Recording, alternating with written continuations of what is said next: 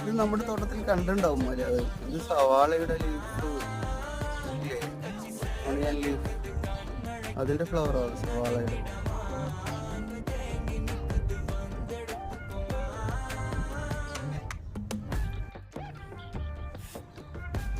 ഇതാണ് പുതിനയുടെ ഫ്ലവർ. പുതിന ഫ്ലവർ കണ്ടിട്ടില്ലല്ലോ. പോട്ട് വരുന്നുണ്ട്. ബാക്കി വിടർന്ന് വിശാലമായി പന്തലിച്ച് നിൽക്കുമ്പോൾ നമുക്ക് ബാക്കി എടുക്കാം.